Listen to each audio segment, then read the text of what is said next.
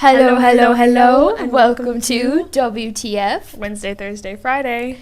I am Aubin and Ella, the author of The Second Nature of Indigo, which is a historical fiction coming-of-age novel with hints and dashes of circus. My name is Mariella Ella here, and I'm currently working on a fantasy duology. It is not out yet, but the first book is coming soon. So, today we're going to be talking about drafting, how we do it, how we're learning to do it. So, let's get into it.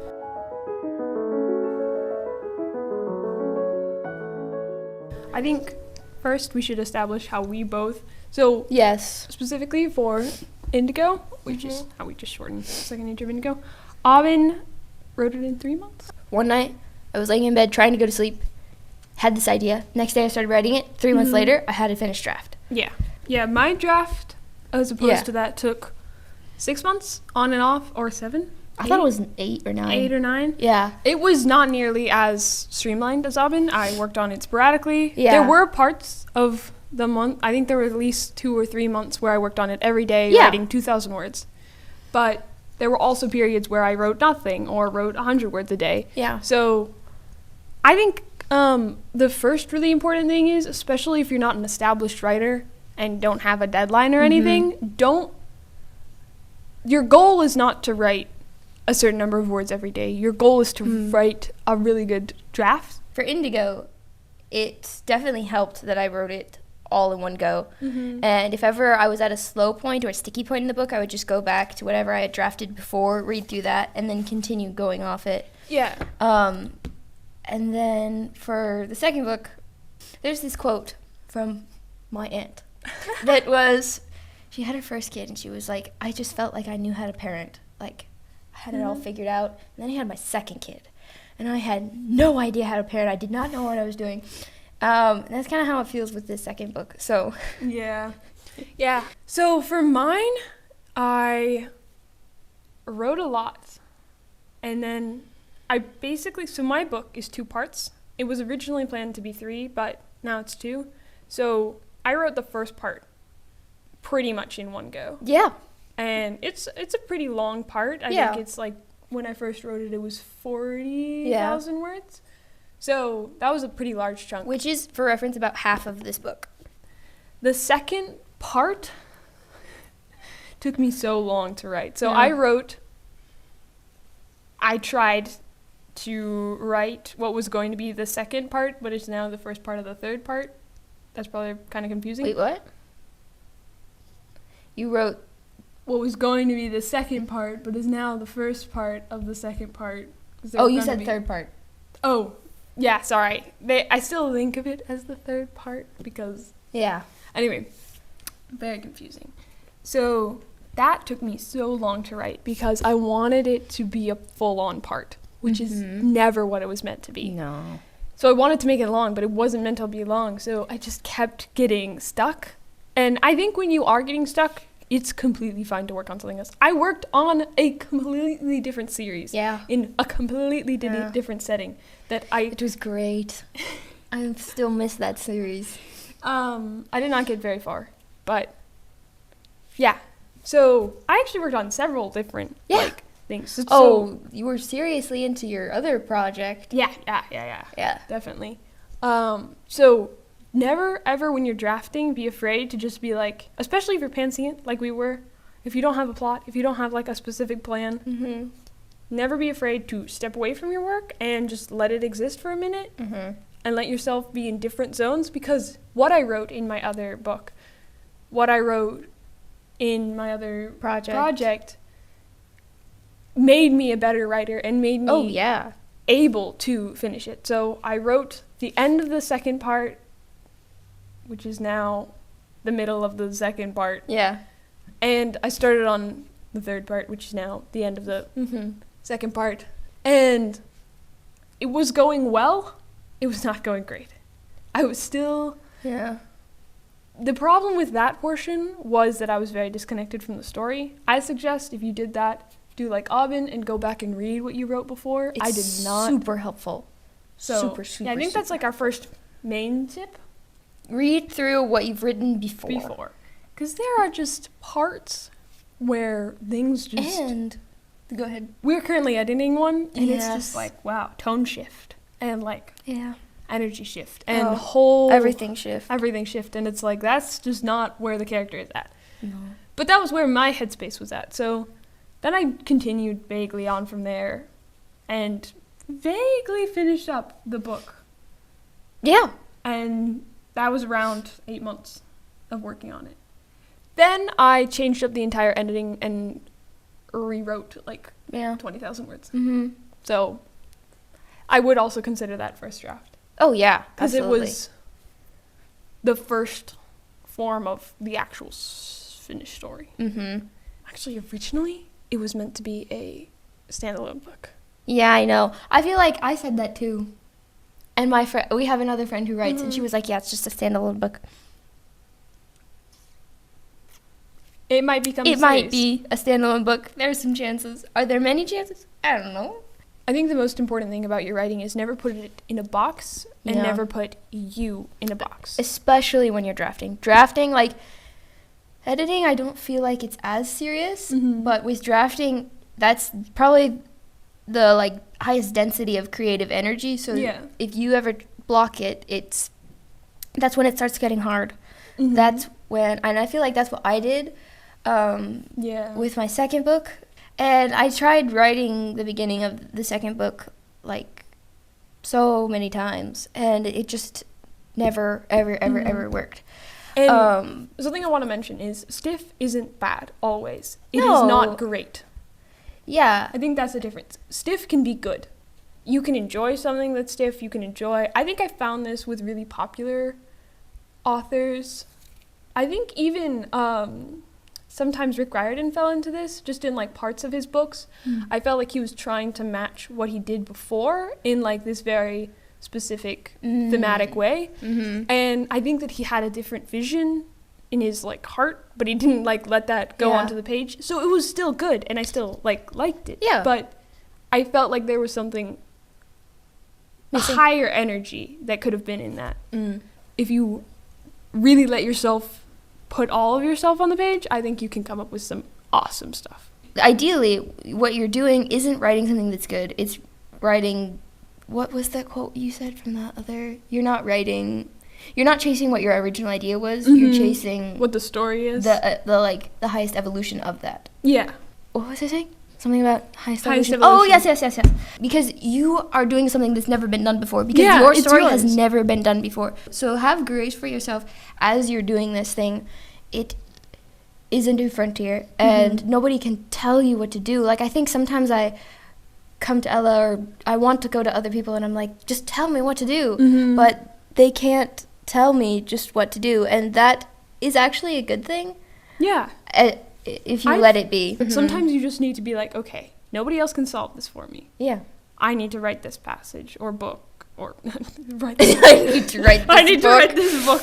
Also, if you're getting bored with it, make it interesting. Like, often I felt like, no, I can't change stuff because, like, this is what I wrote. Plan, but I'm also bored of what I'm writing. Mm-hmm. So write what you want to write, and especially draft what you want to draft. Mm-hmm. People can edit it. You can edit it. Make it more streamlined, more focused, more powerful.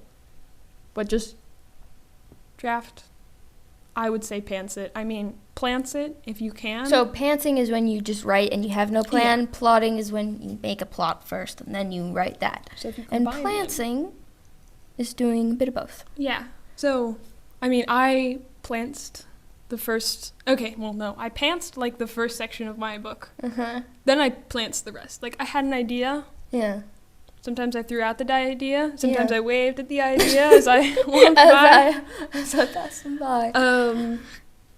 But I did have a fundamental idea of some of the characters' progressions. Some of them changed. And that's great. Please, please, please, please, let your characters change over time. Yes. Because my character... It always leads to something better. First draft, kind of boring. I'm going to be honest. Oh, yeah. Kind of boring. I mean, I loved her. And I kind of same with mine. Yeah. Well, she had, like, very tropey things about her that made her interesting. And she was, like... But it was kind of more of, like, a box interesting. It's like, oh, this is a nice box. Instead of, like... Yeah. oh, this is a nice character. Mhm. And then for my second book, it was like, he's not a character. He's a box. Just the box. Nothing special about the box. And then you were and like, then I was wait. like, oh my gosh, he's a person. If you have drafted something, maybe it was a short story and that you drafted it one way and it went super well and you're trying to recreate that success in another project, that's exactly what I tried to do and it didn't work. The second book of this series follows The same main characters. character, but has another POV. And I was like, well, what if that POV got their own book? And Aubin was like, I hadn't even thought of that. I really love when people put their honest life into it. Like, a book that I love, recent fave, is A Tempest of Tea. So the author, I cannot remember her name right now. Yeah. I'm currently reading her first series, We Hunt the Flame. I think that's the first book. And then We Feed the Stars. Is that her first series? I think so. Wow, that's or at least like her amazing. first published series. Okay.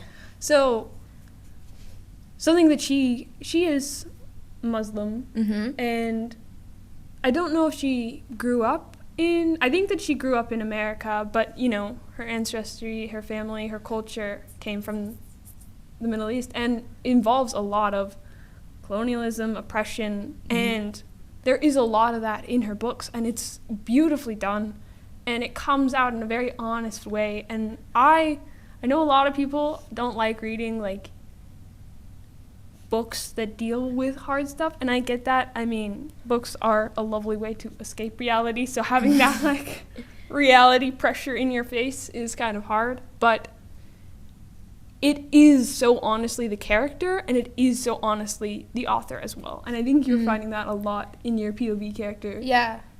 Well, even in this book, I put pieces of myself in this book too. Yeah. Like Indigo faces like pieces of loneliness, which that was my loneliness. And Yeah. like there are other examples, I'm sure. I'm just not thinking about them right now. And then in Indigo book 2, she your faces obliviousness. Oh yeah. Yes, my terrible lyingness. I didn't actually think about that as I put it in. I was like, no, I'm a good liar. I'm a terrible liar. And Indigo So is too. bad. Also, I always can guess what Aubin's like feeling and thinking, and then Aubin's like, "How are you doing that?" I'm like, so it's annoying. obvious. It's so annoying. So anyway, in Indigo book 2, she faces different things. And anyway, what were we talking? Let the book be difficult. And yeah, and let Let yourself, let your honesty, and often let your problems and issues. Because one of the most beautiful things is when I can connect with a book like, yes, I have faced that, and it has hurt. Yeah. And now I get to see it in like a third person beautiful way that's connecting me to reality and also separating it and also like connecting me to other people having the same issues. Like, that's lovely. And I want when people read your book to be able to see the problems they face alive. It's always like a tropey thing. It's like, you're not alone, but it's actually very true. There are people farther in the journey than where I am, which is so cool. So if you have personal problems, stick them in your book for the good of all. Another thing I would say is when I've been around groups of other writers, I feel like they feel this pressure to write for the good of the world or like for people, because writers are the voice of humanity at large. And in a way we are, yes, but like that's not all on us. Like there are a lot of other people doing that, and art is not made for people, it's made for the individual, and that individual is usually yourself first. And if the more true you make the art to yourself, the more true it becomes for humanity at large. So don't focus on other people, though what you said was beautiful, and I don't think you meant it in this way. But don't think of the audience as who you're writing for. Think of yourself as who you're writing from. Oh! Actually, a really interesting quote that I said, I quote myself. Just let me quote myself real quick. Something that I said to my mom while I was talking about the difference between writing my main character in the first draft versus the second first draft, the end of it. My writing style changed so much, and my voice changed so much, and how I described it was before I was writing what I saw. After I was writing through my eyes. So don't write just what you see. Write through your eyes. Write what how that affects you, or how that affects your world, and how that affects your life, and how that connects to what your paradigms and your beliefs and your love and your experiences. Like, write yourself. I think that goes back to kind of like what you were talking about, how you thought you knew how to write, and you thought you knew like the only way you wrote. But I don't think that people write in one way. Don't be like, oh, well, I wrote my short story and I wrote my blah-de-da and I wrote this book all in this style, so I should just keep doing that. Like, no, please try something else if you want to. And a thing I see a lot in art is people trying to find their style, but your style is a byproduct of you, not something you chase. Yeah. It's art. Yeah. It's a living thing. So, yeah. Till death do we art. I got that off Pinterest. So yeah, guys, I think those are our Our vague... practical tips were pants it first, but that's like a soft rule, and be true to yourself.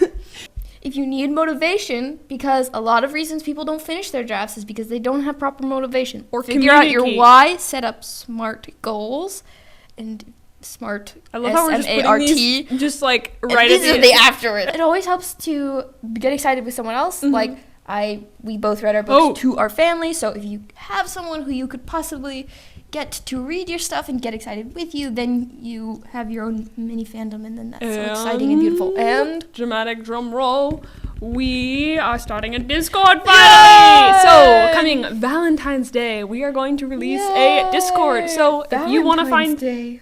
It's going to be a learning curve for us, guys. We've never run a public Discord, so we will try our absolute best. We are going to have updates there. We're going to talk about stuffs more personally. We are also starting a basically book club. Yes. So our new series is going to be called Book Tea, which we already have on Fridays, but it's going to be called Book Tea Spoilers Included, which is essentially a book club, mostly like on camera between Ella and I. Yeah. But feel free to read along. We'll post the book ahead of time, and you can read it alongside us, and then... We'll probably also do stuff on Discord the day that we post our spoilers included. We can talk about it, but spoilers included is...